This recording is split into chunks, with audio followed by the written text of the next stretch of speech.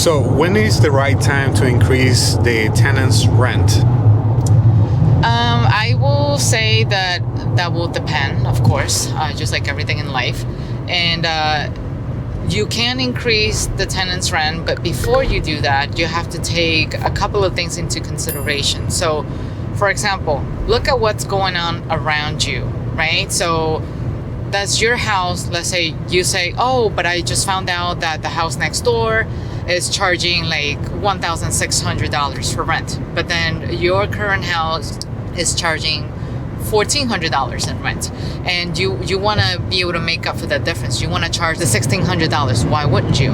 Well, first, you need to pay attention. What is it that the other house has that yours doesn't? So do they have, let's say, granite countertops, special kitchen features, or maybe bathroom features that yours don't have? Because as small as they may seem, even though it's just cosmetic, it does make a big difference when it comes to you charging rent. So that's one point into consideration before you even think about, hey, I want to increase rent.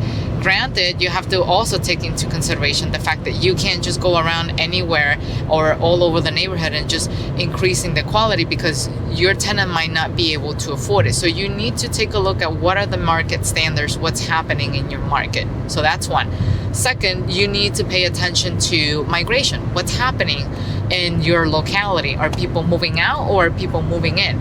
If more people are moving in and there's more and more demand every single day to get access to a rental, then that's a very high likelihood that you can charge more money even without the cosmetic upgrades. However, if you want to maximize that rent, of course, yes, do the cosmetic upgrade. But if you're short on the budget and if your house is in livable conditions, then you could put it on the market in the meantime to just offset some of that mortgage cost. And then once you got, let's say, a nice chunk of reserve funds, and your tenant decides to not renew anymore, then you can go ahead and proceed once the apartment is vacant to make those upgrades so that you can finally start charging that $1,600. And the $1,600 is just an arbitrary number. I'm not saying that every single person should be charging that.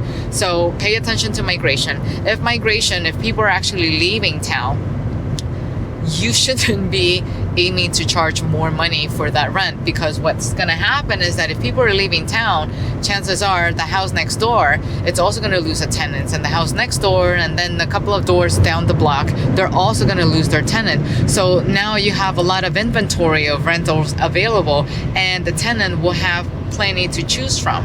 And if that's the case, they're gonna go with whatever they can afford the most, assuming all the houses are equal or they look the same.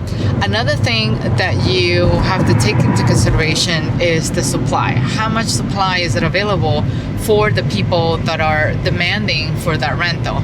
So let me give you an example.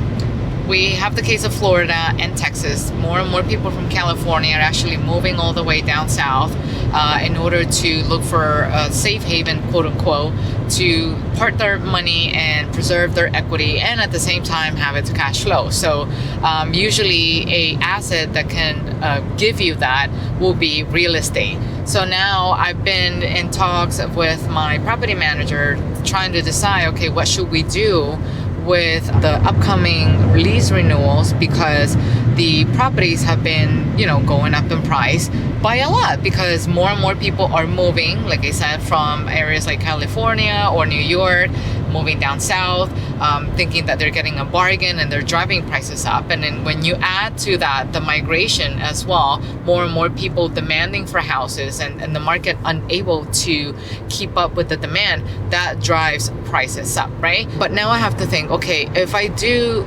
raise the rent for the upcoming year, can my tenant afford it? So that's one thing you really need to pay attention to, because affordability is a big issue.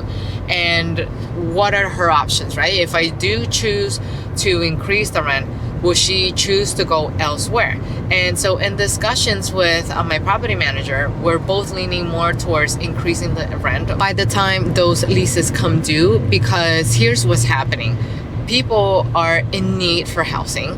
And so let's say we choose to increase the rent and she decides to not renew. She doesn't really have that many options, because it doesn't matter where she go, she's gonna wind up paying the same. And by talking about rent increases, I want everybody to understand this is not just on us wanting to make more money, but also can we keep up with our own operating expenses? Because one of the side effects of having great housing prices on the good side is, yeah, you get equity and you can do cash out refi, which is awesome and amazing. But at the same time, you have to take into consideration that your tax bill is also going to increase, because the higher the prices of the houses, the more property taxes you're going to have to pay at the end of the year. And what does it mean for me? It means that I will make less money, and I still have to keep up with all of the other expenses. I also have to pay my property manager. I also have to pay the mortgage. So all of that stuff add up. People get into the business of investing in real estate to make money. And if I'm not making money, then there's no incentive for me to just continue to do this. Yes, we want to provide housing, but we also want to be able to afford to hire people to maintain that quality of those houses. So in that case, it does make sense to increase the rent. But for example, in New York, what happened in New York 12 months ago? COVID hit, a lot of people were leaving, and there were more and more vacancies and housing in New York City. So back then I found myself thinking, okay, so what are my options? Do I increase the rent? No, because no one in their right mind is going to rent from me, because they can just simply go across the street, go next door, find the same size apartment with a month's free, which was a concession that was pretty common at the time, 12 months ago. And nobody in the right mind would choose to pay more just because, hey, this is her apartment, right? So what we decided to do was to lower the rent at that point in time, and also offer a rent concession, because the apartment at that point was already sitting there. I think it was like 6 months at that point, and I just didn't want to continue to wait for things to improve, because by then I could not meet my mortgage payments. The reserves that I have in place were running low, and I figured, let's just go ahead and sign the lease contract, and offer a nice roof for a nice family. Now, if you fast forward 6 months down the road, which is today, I'm actually looking back and I'm realizing that now rentals in New York not only have recuperated their value, but also has increased a 9% in comparison to pre-pandemic times last year. So does it mean I'm gonna get rid of my tenant? No, because when you put things into perspective, I value more a great tenant that it's going to stay with me for another 5 years, 6 years, 7 years if possible, and have a steady income, as opposed to, hey, I want to bring up the rent to market standards and just evict them just so I can make that extra like $300-$400. That might sound nice and that might seem nice on the surface, but $400 is not anything, especially in today's time with inflation, which is eradicating the value of the dollar. So that's a topic for another story. But then if you factor in the $400, you have to think about how much it's going to cost me to get the apartment rent ready. How long is it going to take me to show the apartments, to rent it out? And the average is usually about a month, because yes, you might get a ton of people lining up the door, but it doesn't mean I'm going to take just anybody. I still need to take my time to do a background check, to do a credit check.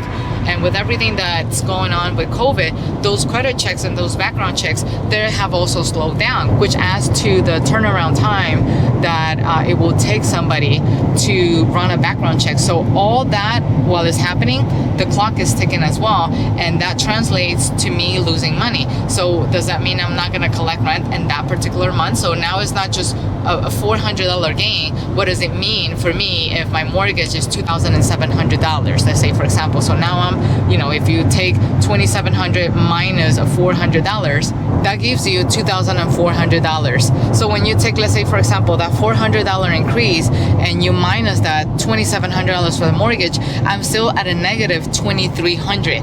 And so that's how I run my numbers, and that's how everybody should be running their numbers. So it doesn't make any sense to do that in that sense, because I'm just looking at a short-term gain when in reality, I want to focus on the long-term gain. Thank you so much, Lucetta, for sharing that awesome information. So now my next question, and I think will be the final question, is what are your lessons learned from this experience? I know that we are still in COVID times of crisis, but we're heading hopefully towards the end. Yeah. We never know. So my question is, what are your lessons learned?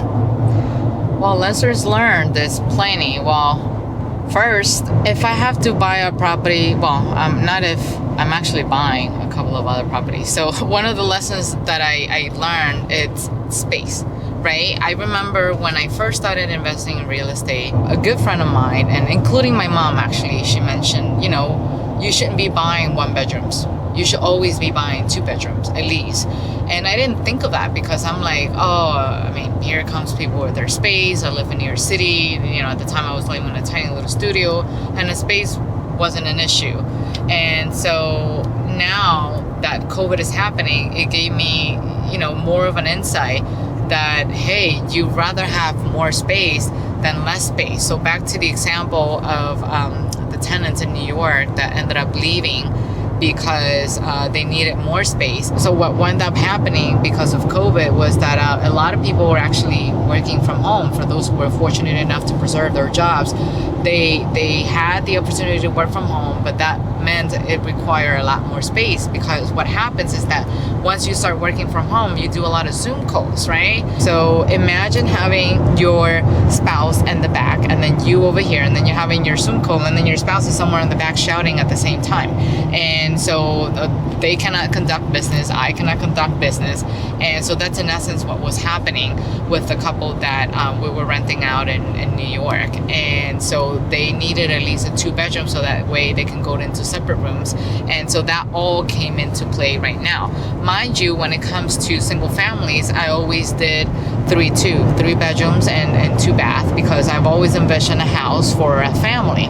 But now that they're working from home, I actually regret not buying 4 bedrooms at the time when I started investing in real estate, just because I lacked the vision to think, well, who will need all that space? But in reality, the more space you have, the better, especially in times of COVID. So that's one of the lessons learned. So now that I'm on the lookout for additional properties, one of my requirements is to, if it's an apartment, it has to be at least a 2-2.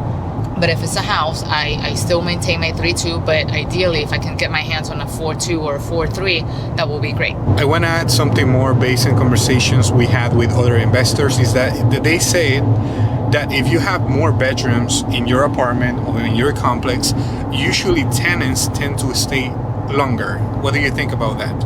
I think that it's entirely truth, because moving is very expensive. So back to the example of that tenant in Florida that I was telling you about earlier, and whether we're going to raise the rent or not. Think about this, right? So the tenant hears the news and she's thinking, well, do I want to renew? Maybe I should go someplace else, only to find out that everywhere in Florida, the rents are going up. That's a fact. Everywhere you go, because there's not enough housing, and then all of California is moving all the way down to Florida, right? So it doesn't make any sense for her to move, because moving is very expensive. And you have to hire a truck.